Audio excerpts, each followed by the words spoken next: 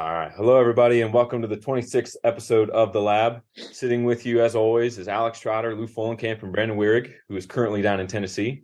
We have a special guest with us today. We have Nathan Garza with the Chicago Cubs. So Nathan is a humble, or he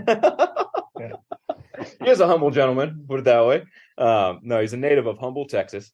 He attended Oral Roberts University, where he was a pitcher on the baseball team from 2011 to 2016. He received his master's in kinesiology and coaching from Georgia Southern. He worked in both the collegiate level for 5 years at GSU, Oral Roberts, and then also the University of Maryland, which I believe you won the Big Ten championship there, correct? That is correct. Yeah, regular season last year. Very, very nice. That's awesome. And then you just made the transition to the professional level. Yep. November 22. Okay. And you joined let's see here. You serve now as a AAA strength coach for the Chicago Cubs. Yes, sir. So you played ball at Oral Roberts. I did. Yeah. 2011 to 16 there. I was there for 5 years, kind of battled through a lot of injuries. The 5 years felt like 20, to be honest with you.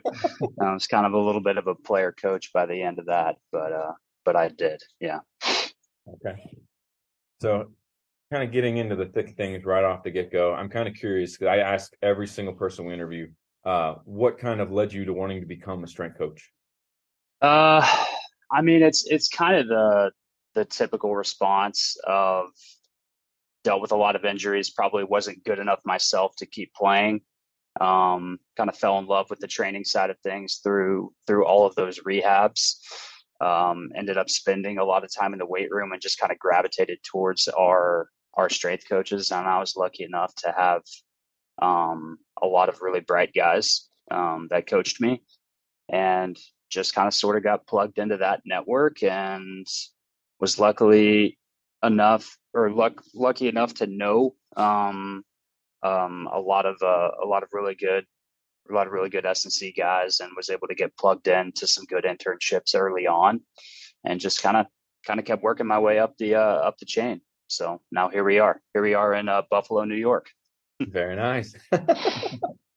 So kind of with your progression from strength coach, or from player to strength coach, and then now being in the professional level, what have you noticed being at the college level and now with your transition to the professional level? Any big differences or discrepancies that maybe you'd like to share? Yeah. Or like anything that Yeah. you're kind of blindsided with that transition? I wouldn't say blindsided. I know quite a few guys that have transitioned onto the pro side of things. So I was able to get some good advice in terms of what to expect. In terms of the differences, there's a ton.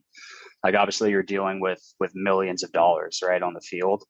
And I think the biggest thing is the relationship from coach to athlete. It becomes much more of a collaborative effort than at the collegiate side, where you're the coach.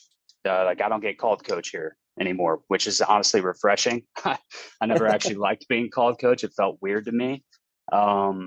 But it really truly is a collaborative effort, especially at the AAA level. I'm working many times with 28 to 35-year-olds who have 3, 4, 5 years of service time.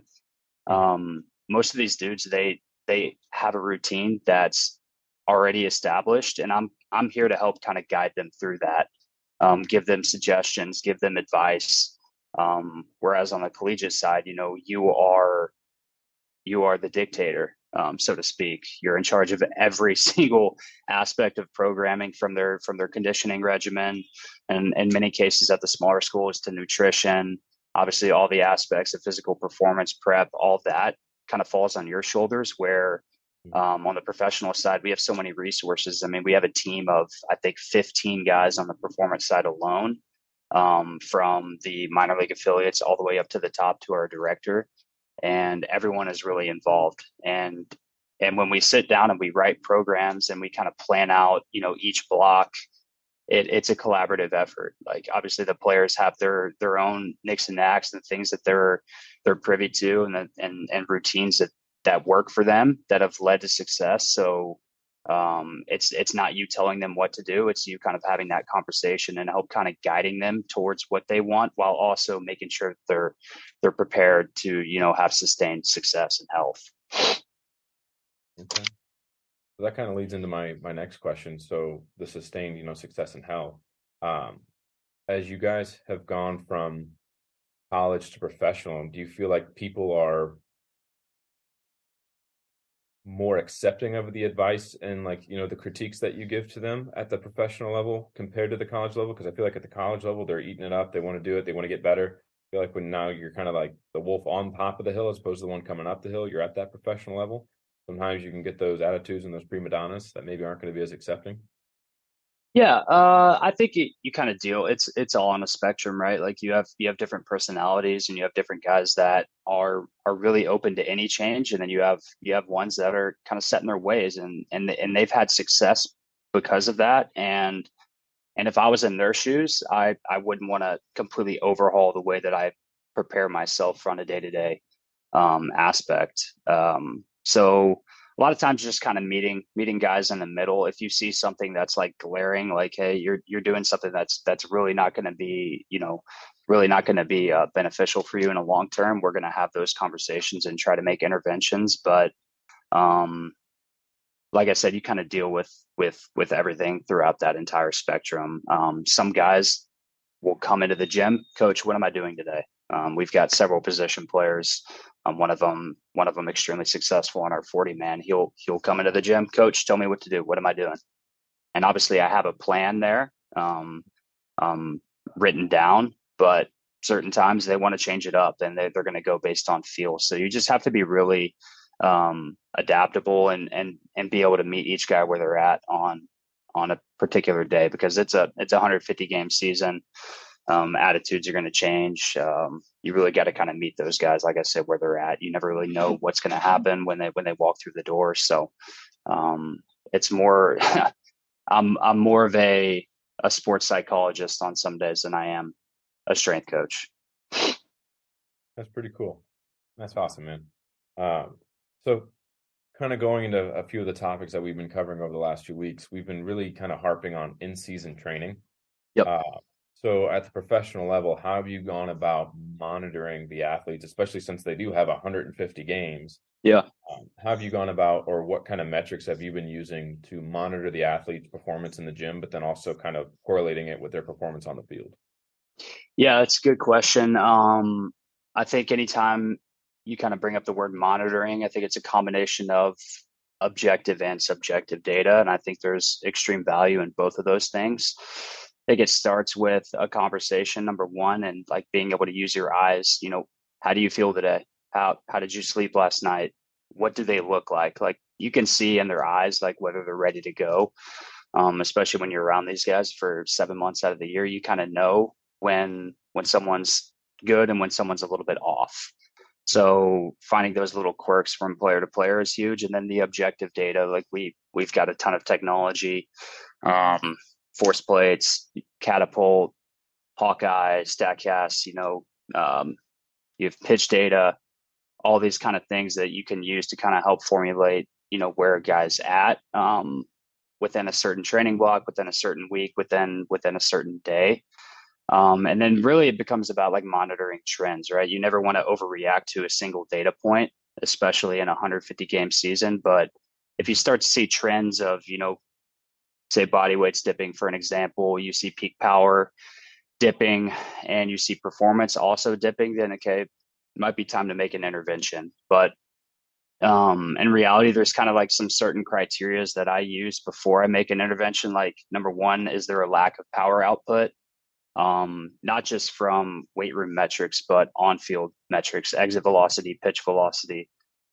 Is there a health issue? Are they dealing with things that are keeping them from performing to their potential?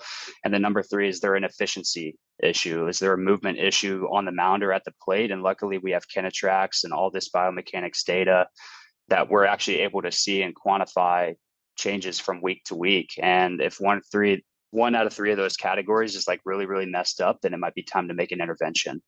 If all three of those are kind of up to par and the player's feeling good, then we're going to keep rolling with what we're doing. So it really becomes about like not, like I said, not overreacting to like acute changes, but really just monitoring, gathering as much data as possible, objectively and subjectively, and then kind of monitoring trends, so to speak. Okay. Have you had like, any specific metric that's been maybe the most sensitive for you? So with fatigue, I would say on a force plate, kind of the big things that you'll see is RSI and then counter movement depth kind of have some big changes. Okay. I don't like looking at jump height because athletes are smart. They're going to create a different jump strategy to achieve the same jump height or if not higher. And Mhm. then also you've got to really, really look at that counter movement depth because they know how to cheat that too. Like you can have a very, very shallow depth and you can see the wattage go up by 1,000 within one jump. Because really all those force plates are doing, it's measuring impulse, right? It's force over time. Mhm. So you really have to kind of sift through the data too.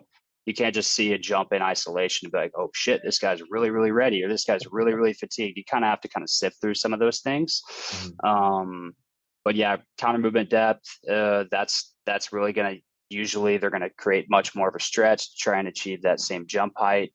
You'll see those things, and then you'll kind of see maybe some bad speed for position players. Maybe take a dip, um, average fastball velo, take a dip, those kind of things. But like I said, there's so many other factors too. Like for us here, our first game we were playing in Buffalo, and the wind chill was like 19 degrees. Our first game, and we had two or three guys whose average fastball was down a couple ticks.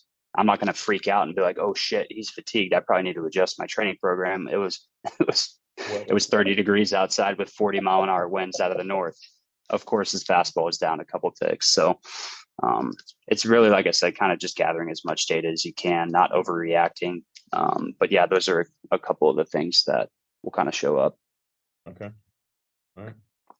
So then when you have your guys in season, you're kind of, is there anything in particular that you kind of take off the table when you like have your exercise selection during your programming? Like Um, I talked I about. wouldn't I wouldn't say taking off the table. I think the issue and where we can kind of get in trouble with in-season programming is like changing exercise selection too frequently. Mhm. Obviously, long, slow eccentrics are going to create more muscular damage, lead to probably some soreness, those kind of things, and then just inappropriate like prescriptions, right? Volumes and intensities just way off. Mhm. So kind of the ways we combat that is I push most of our guys to more of a microdose type approach, which works really well at the professional level. We have 150 games. So as opposed to like having 2 to 3 set days, longer 45 to 60-minute sessions, they're going to come in and see me 5 to 6 times a week, 20 minutes. And usually they kind of have some freedom to adjust that plan. Like some guys will come in and hit their main compound movement, a couple accessory things before batting practice. They'll go off, take BP, grab a meal, and then they'll do more of like a CNS type thing. Maybe some light loaded jumps, some med ball throws right before the game. It kind of gets them revved up, and then they go. And if they're doing that 4 to 5 times a week, we can kind of wave volume, wave intensity, and block it out that way.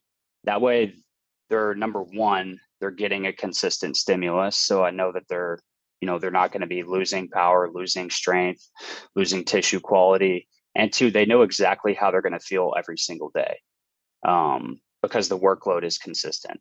And I think you can still have really good success that way, with those consistent inputs, especially over a long season, like we have. So those are some approaches that we tend to take. Pitchers are a little bit trickier. Um, they have a lot more freedom to kind of adjust within that plan. Our relievers, I kind of push them towards the same thing, microdosing, so that way they know exactly what they're going to get from a day-to-day perspective. And also, you never know as a reliever whether you're going to throw that night, right? So Mhm. if you have 2 to 3 set lifts, you might end up going 4 days without hitting one, and the next thing you know, you're really sore, and then that's going to set you back 2 to 3 days. as opposed to just getting in shorter, more frequent things. And then if you do say a reliever gets extended, throws 3 innings tonight, he got his work in pregame. I can bring him in tomorrow and do more of an extended lift, maybe a flush, because he knows he's going to be down the following day. So you just got to really kind of be strategic and making sure you're monitoring those guys. And then starting pitchers are actually lucky. Those guys live the life because they know exactly when they're throwing every 5 days, every 6 days. They're going to be very, very consistent about which day they lift, which day they do regen work, which day they do some power stuff, when their bullpen is. That routine pretty much never changes. So those guys are honestly the easiest to work with. Okay. Well, let's get away from in season then for right now. Is there anything in particular that you've kind of had a lot of success with sustaining like shoulder and elbow health or resiliency as they kind of prepare and ramp up for this, like the in season? Yeah. To be honest, I hate arm care, like in the traditional sense, like arm care. Like typically when you hear the words arm care, like what pops into your head? It's like a light TheraBand. It's some 3x10 shoulder tube, ER, like BS. And then we expect these guys to throw 100-mile-an-hour projectile 80 to 100 times and think that doing a TheraBand this and this is like, those demands are a little bit off, right? Yep. So I think that those things have their place and time in the rehab setting, coming off of a shoulder surgery, off of an elbow surgery. But beyond that, they're not really transferring to anything other than maybe them feeling some stuff like for a warm up. Like those are great for a warm up. Go do J bands, go do some TheraBand stuff. But in terms of preparing like the shoulder and the elbow for the stress that we encounter during the delivery, it's frankly not doing much, in my opinion. So finding different ways to actually prepare those areas for the demands is kind of where I'm after, or what I'm after. So we do a lot of overcoming, a lot of extensive isometrics, those kind of things, a ton of hangs, single arm hangs, finger hangs, heavy dumbbell rows, proper pushing, proper pulling. A lot of these things are really checking off the boxes that traditional arm care says is. But in reality, if you get strong in all planes, you push, you pull in all planes of motion, that shoulder is going to be a lot more prepared than doing 5x10 IYTs 3 times a week. So that's where I kind of think the biggest gap is in not only just rehab protocols, but arm care, traditional arm care programs. And trust me, I know I went through every rehab throwing program under the sun from in my career. And I know I always felt great up until a certain point to where you're asking the arm to do more than it's prepared to do, and then my shoulder would start hurting again. So really just trying to match the stress that they're going to encounter, within the throw, in our training. And there's different ways you can target. Obviously, I'm not going to be doing extreme overcoming like isometrics, in season. Those things are more for like an on-ramp off-season type period. But I think you're really going to be checking off a lot of those arm care boxes with just proper training, preparing the upper body, preparing the tissue, those kind of things. Okay. Well, that checks a lot of my boxes, man. That's awesome to hear. Yeah. I was kind of curious where you were going to be with the elbow and the shoulder. Some people they love the internal external rotation light band stuff, and they think that's enough. And I think that's kind of there needs to be more of like a spotlight on like strength and conditioning and like actually preparing the athlete for that, like the intensity for repeated stresses, kind of like you were saying. Yep. Sometimes I think it just gets almost underemphasized. Like Yes. how important that actually is. Especially with like young high school athletes, or like even when they're in like they're really young and they're in like this club or select team, and this kid can't even do 5 or 6 push-ups, so he's out there trying to throw a curveball. Like, yeah, just I could get on my soapbox. I won't, but yeah. I mean, you'll see doctors and surgeons, not let a kid train upper body but they're prescribing 3 sets of 30 throws at 120 feet. Like, what are we doing? We're missing the boat there. Like, I've 100%. seen some brutal throwing programs telling kids they can't do a body weight push up, but yeah, you're having them throw multiple sets at 120 feet. So we've come a long way, but we've still got a long way to go, especially at the youth level, I think. And it starts with education, right? Just educating our guys when they come through the door. And at now that the level that I'm at, it's a lot less with education, but at the collegiate side, that was huge for me, especially with our freshmen and our foundation programs was educating those guys about what arm care truly is. And it starts with, daily habits, and it starts with just a well-rounded and well-structured, well-periodized strength program. Nice. And what I'll do here next is I'll open the floor to Brandon and Alex and any questions that they have for you, Nate. All right. Yeah, cool. Lead it off, boys. Will we take it? Yeah, you go ahead. I got one in the chamber. I've got like 4 or 5, so we'll just start rolling here. Do you have any like pre-test like data things that you do before you might start like your lift that day, or is that program kind of set that training block, or do you just kind of come in, let them see how they feel with the weight on the bar maybe, and then go from there? Yeah, so we typically try to get our guys to jump once a week on our force plates. A lot of that depends on circumstances. If we're on the road, it gets a little bit tougher, and sometimes guys just get lost in the shuffle. But usually once a week, we're looking for jumps. Certain guys want to jump more frequently just because they like seeing the numbers, those kind of things. And then usually every 6 to 8, we'll run them through some of our other battery of tests. Our strength assessment is an ISO squat, just a belt pull, as opposed to the IMTP. It's essentially the same test, but now you're just taking the arms out of the equation. We'll do that on a force plate. And yeah, we try and rotate that in and out every 6 to 8 weeks. But yeah, from a testing perspective, those are kind of the two main ones. Our medical staff will get a lot of force frame data on our guys too. Hip abduction, hip adduction. They'll do ASH test, shoulder ER, IR strength, those kind of things, just to monitor, especially with our pitchers. Want to make sure we're not losing some of that cuff strength throughout the year. And then from a grip perspective, we have this kind of gnarly device. It kind of honestly looks like a freaking Iron Man or X-Men glove, but it's called Flex Grip Pro. We're just starting to kind of try that or tinker with that. Just looking at, finger strength, flexion extension, forearm strength, that kind of stuff. That's kind of in beta testing right now. It's a pretty extensive testing protocol that can take some time. But those are kind of the main ones that we'll look at. It's no like specific set date or time that guys do it. It's just we try to get that jump once a week just so we can get, like I said, a lot of data points so we can start to kind of monitor those trends in season. And then what's like the biggest difference exercise selection wise that you would see maybe from your off season guys versus your in season guys? Honestly, none, to be honest. I don't change a whole lot. Like I said, our in season program looks a lot like our off season.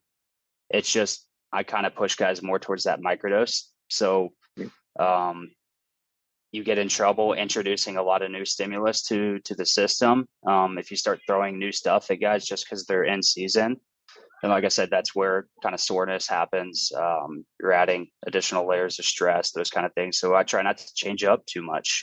Like I said, with it, the change happens in the volume and the intensity prescriptions, right? So maybe some of that end range, like overcoming like isometric type stuff, might not be in there as often. Obviously, our volume of plyometrics with our position players is gonna drop a bunch.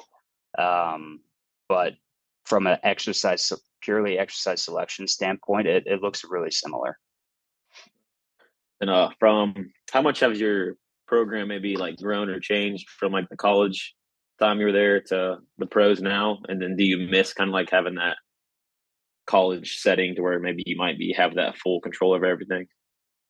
Yeah, it has changed for sure. Like I said, it becomes much more collaborative. Um, Certain guys might not be privy to a barbell bench press. Like I love it for my pitchers. I love it for our position players. I'm not going to have a 29-year-old that's on the 40-man roster with 6 years of service time. I'm not going to force that guy to bench press. It's just not going to happen. He's had success. He's made millions of dollars doing this, not doing that exercise. So we're going to find something else to get the same adaptation. So I do miss having kind of that complete autonomy, that full control that I did have on the collegiate side, but also like I really enjoy the collaborative process that we have here, because we'll have some guys that are really intuitive and obviously know their own body better than I do. And those discussions are very beneficial. It helps me learn, because the more you start to see certain archetypes, certain body structures, you get better and you're able to hone in more precise with your programming for the next guy. And then also it's just that's kind of how you establish those relationships and that trust too. And that's really what goes a long way. And kind of like I spoke to earlier, like I said, we're just as much sports psychologists here as we are strength coaches. When guys get pissed off and they have stuff going on, they come into the weight room and vent to me. Right. So a lot of times I'm a sounding board for these guys. So like I said, there's good and there's bad. And there are definitely things that I miss from the collegiate side, but there's a lot of new things, new challenges, new experiences, and new lessons that I've already learned in my short 5 months here with the Cubs. Have you always just done baseball? So when I was in college, I've worked with pretty much every Olympic sport other than basketball. But I've always had my hand in baseball programming since I've been coaching. Yeah. All right. One more, Alex, and you can take it. What's like a flush program kind of look like for you guys? So typically our region days, most of our starting pitchers do that day after they throw. So for example, our guy that threw 6 innings yesterday, today he's going to come in and we'll typically do some form of like a low impact steady state cardio, 10 to 20 minutes, just to get some blood flowing, get some tone out of the body. And then we'll take them through usually like a total body, just like I don't want to call it a mobility circuit, but it's just a lot of global movement. Each guy's got certain areas of the body that he's going to be more disposed to losing range of motion at. Some guys, it could be elbow extension. Some guys could be like lead hip IR. Some guys could be like throwing arm IR. The lat might get super gritty. So we're going to do certain things, different positional breathing drills, different mobility exercises, very low intensity lifts to help kind of get some global range of motion back. And usually it lasts around 15 to 30 minutes, depending on how much they like to do. But my goal is to get them leaving the door better than they felt when they came in.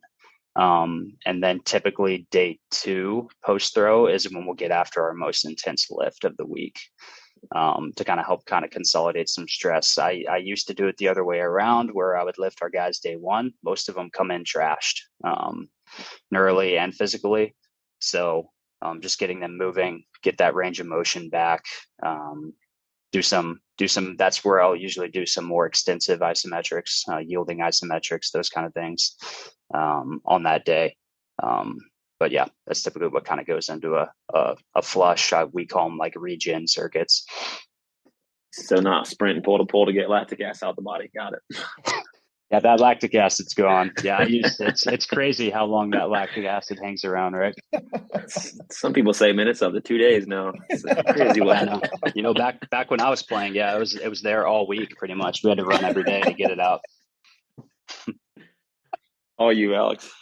Well, I mean, that kind of funnels like right into what I was going to ask back when you were playing, but we'll go into a hypothetical.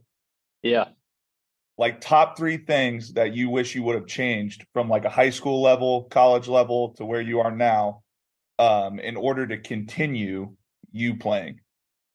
Oh man. Oh God. I could give you a list of 50 probably if I really dug down deep. I would say number one would be not preparing myself for like the demands of my sport. I just lifted to try to look good and feel good, and I didn't really lift for performance. And it was mainly just due to lack of education, right? Like I was just on the internet on YouTube, and I would just like search for like chest workouts and stuff like that, and just copy and paste from bodybuilding.com. And I was be doing, five by 5x10 circuits at a Lifetime Fitness like the day before I threw, and just wondered why I didn't have success.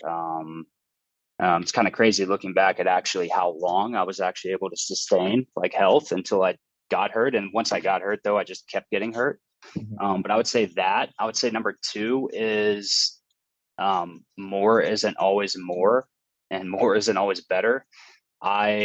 When I was in college, I would just run myself into the ground, like literally and figuratively. I loved running.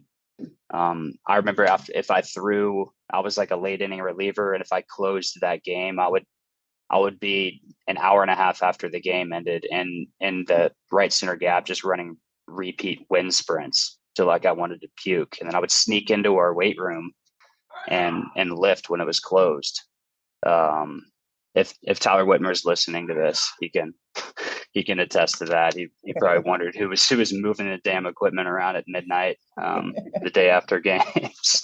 But yeah, I was that guy. And I basically would just work myself dig myself into a hole. But yeah, pretty much those are two huge things. And it all came down to just improper education. And I always thought that doing more was gonna reap more for myself. But you kind of live and you learn.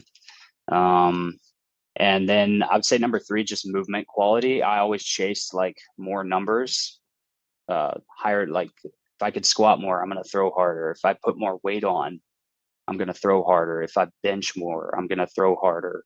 If I run more, I'm going to throw harder.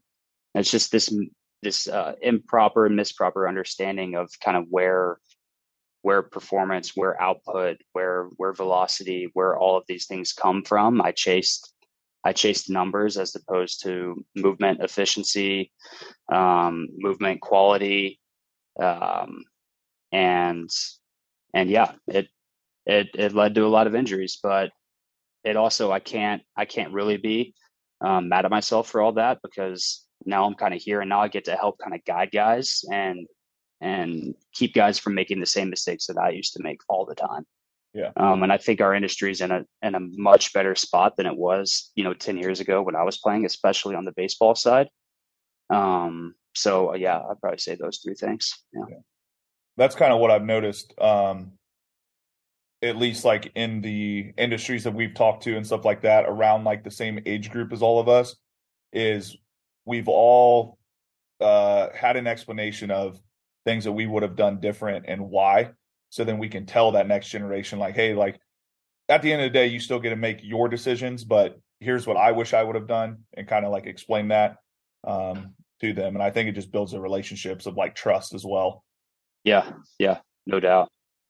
And it's crazy. Like our field is still really, really young when you look at other disciplines, how long they've been around, and just how much it's evolved in the last 10 years since we stopped playing. It's crazy. I can only think. I feel like in 10 years we're going to be replaced by AI, honestly. But but it's crazy. That's a joke.